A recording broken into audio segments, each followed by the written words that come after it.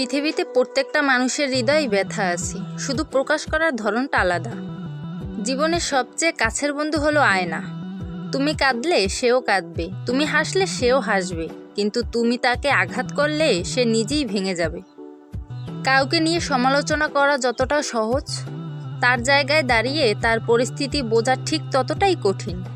অযোগ্য কাউকে যোগ্য করে তুলতে নেই, কারণ সে যোগ্য হয়ে প্রথমেই আপনাকে অযোগ্য বানানোর চেষ্টা করবে। আর এটাই বর্তমান সময়ের বাস্তবতা। যখন ছোট ছিলাম তখন ভূতের ভয় পেতাম, কিন্তু বড় হওয়ার পর বুঝতে পারলাম ভূতের চেয়ে মানুষ বেশি ভয়ঙ্কর। আজকালকার দিনে ভদ্র মানে তুমি ভীতু, নিরহ মানে তুমি দুর্বল, সৎ মানে তুমি বোকা, আর স্পষ্ট বক্তা মানে তুমি শত্রু।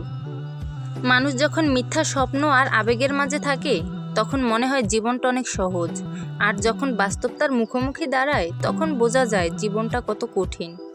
জীবনে জয়ী হতে চাইলে অতীতের ভুল থেকে শিক্ষা নিতে হবে এবং বর্তমানকে কাজে লাগাতে হবে। ভবিষ্যৎ কখনোই দূরে নয়, তা আমাদের প্রত্যেকটি কাজের মধ্যে লুকিয়ে থাকে। যা আমরা আজ করি সেটাই কাল আমাদের ভবিষ্যৎ তৈরি করে। জলের দিকে তাকিয়ে থাকলে তুমি কোনোদিনও সাগর পাড়ি দিতে পারবে না। সকল মানুষ কাজ করে যায়, তারা ভুল করে, ভুল শোধরায়, কিন্তু তারা হার মানে না। সময়ের সাথে বদলানোটা খুব জরুরি, কারণ সময় আমাদের এগিয়ে যেতে শেখায়, থামাতে নয়। যে চেষ্টা করে সে কখনো হেরে যায় না, তাই কখনো হাল ছেড়ে দিও না, সামনে এগিয়ে যাও, সফলতা আসবেই। ভাগ্য বলে কিছুই নেই, নিজের চেষ্টা ও পরিশ্রমের উপর সফলতা নির্ভর করে।